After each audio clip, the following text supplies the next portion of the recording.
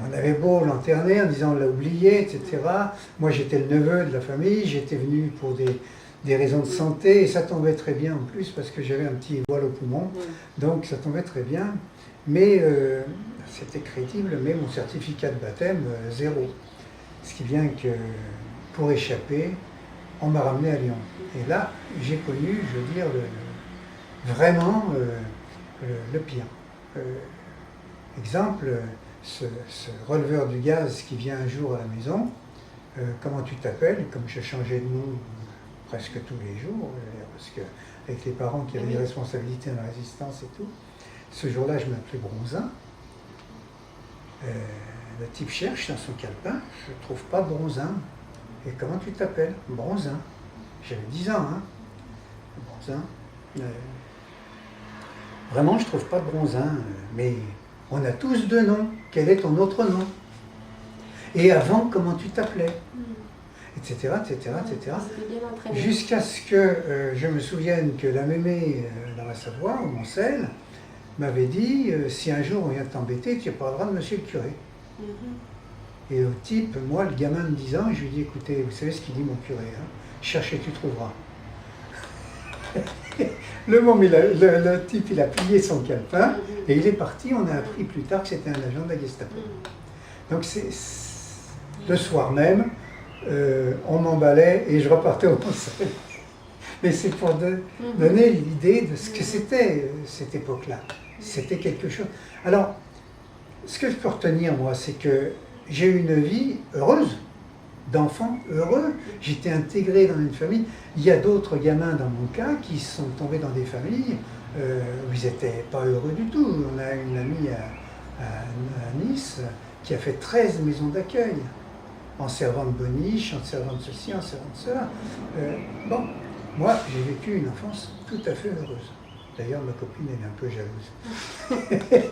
Ça... Parce que ça marque, forcément. Oui. Et voilà, ce qui fait que c'était ça pour moi la Savoie. Pour moi la Savoie, c'est très particulier, c'est en même temps un havre de paix, c'est l'endroit où j'ai pu vivre. Et c'est d'autant plus remarquable que je ne savais pas, moi, pourquoi on me cachait. Bon, juif, je ne savais pas ce que c'était. J'ai dit, mon grand-père, il est venu ici, c'était un révolutionnaire athée. Donc, mon père, ma mère étaient athées. Moi, j'étais la 3e génération d'athées. Qu'est-ce que c'est juif? J'en sais rien. Et il a fallu que ce soit un gamin dans le village qui était caché aussi. Ça, je ne sais pas s'il était caché par les soins de ma mère ou pas. Mais qui m'a dit, t'as pas le droit de chanter Maréchal nous voilà. Parce qu'on chantait Maréchal nous voilà en classe. Je veux dire, on commençait par ça. T'as pas le droit, et pourquoi j'aurais pas le droit? Puisque l'instituteur, enfin le maître, on disait à l'époque, le maître m'a pris à part pour me demander de chanter plus fort que les autres. Donc je voudrais bien savoir pourquoi j'aurais pas le droit. Ben parce qu'il y a 2 juifs dans le village, il y a toi et il y a moi. Ce qui était quand même relativement étonnant et courageux de la part du gamin, qui devait avoir un an de plus que moi, de m'annoncer que lui était juif. Il m'annonçait à moi, mais moi j'en savais rien, et bon, lui, il me l'annonce comme ça, en disant donc t'as pas le droit. J'ai un peu réfléchi, et puis je me suis dit que, bon, entre mon copain et le maître, il fallait que j'écoute le maître. Voilà, c'est simple. Et ce gamin a pour moi une importance extraordinaire, c'est qu'il a disparu, emmené dans une bagnole noire, une traction avant, par des gens qui étaient en fait des bandits, parce que, je veux dire, la LVF recrutait les bandits de grand chemin. Et quand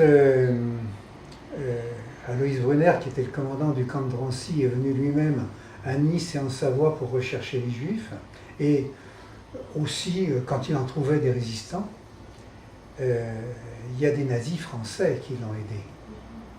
Et des nazis français qui faisaient ça, pas pour rechercher les Juifs, mais pour se saisir des biens. On peut se demander ce qu'il voulait à un gamin, mais bon, c'est comme ça. Ils l'ont embarqué et on ne l'a plus jamais revu. Donc voilà. Ce qui fait que pour moi, il a une importance fantastique. J'étais toujours ou le premier ou le deuxième en classe. Et c'était lui qui était soit le premier, soit le deuxième. Et du jour où il a été embarqué, j'ai plus voulu reconnaître l'école.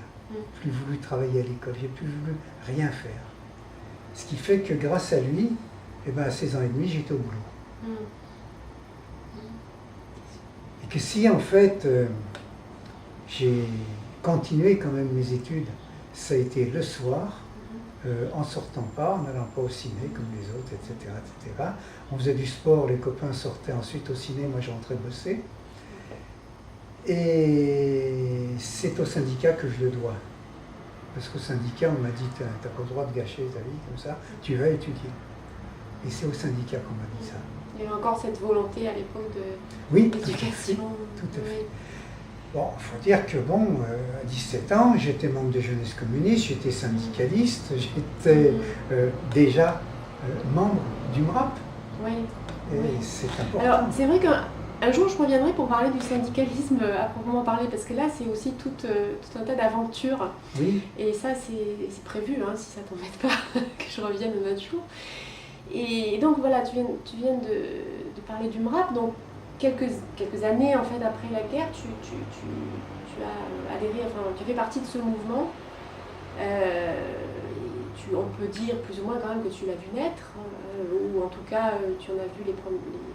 Soyons précis par rapport à ça. Je vais te parler du MNCR, Mouvement national contre le racisme. Né en 1941, en réponse aux lois de Vichy. Il a été créé par qui? Il a été créé par des résistants, majoritairement communistes et juifs. Et c'est normal. Le racisme à cette époque-là, c'était l'antisémitisme. Et donc, ma mère était au MNCR. Ce qui fait que, en fait, tout naturellement, gamin, j'ai assisté à des réunions à la maison. Je ne suis pas allé chercher le mouvement. J'ai assisté à des réunions chez moi. Charles Palan, président fondateur, était là. Albert Lévy, le secrétaire général fondateur, était là. Et les réunions, elles se faisaient avec un gamin qui soit était viré, savait qu'il allait être viré et se mettait sous la table où il y avait une longue toile cirée pour écouter ce que les adultes disaient. Soit on l'autorisait à rester, je veux dire, et que c'est vrai qu'à partir du moment où j'étais un peu plus autonome parce que j'allais plus à l'école et je travaillais, donc on m'a permis de rester. Donc. Et c'est Charles et c'est Albert et c'est mes parents qui m'ont dit, bah écoute, voilà ce que c'est, le MRAP, si tu veux t'en occuper. Alors le MRAP, il était donc au départ MNCR. Mais c'était une époque où l'ensemble des associations démocratiques juives, parce que le MNCR était quand même majoritairement juif, l'ensemble des associations démocratiques juives avaient énormément souffert parce que leurs cadres avaient été fusillés, déportés, etc., etc., n'étaient plus là. Parce que, et ça c'était pas seulement au niveau du racisme, mais c'était vrai au niveau du sport, c'était vrai au niveau du théâtre, le groupe Volmark par exemple, ça avait créé. Oui, les dirigeants avaient disparu, donc. Et il y avait d'autres associations similaires, non juives, et le Parti communiste qui était à l'origine des deux créations disait, je vous y oblige pas, mais ça serait bien de fusionner parce qu'on trouverait des cadres en nombre suffisant pour faire marcher les associations, etc., etc. Ça a été une erreur fondamentale. Parce que finalement aujourd'hui, d'organisations juives démocratiques, il n'y en a plus. Il ne reste plus que des associations juives gérées par les rabbins.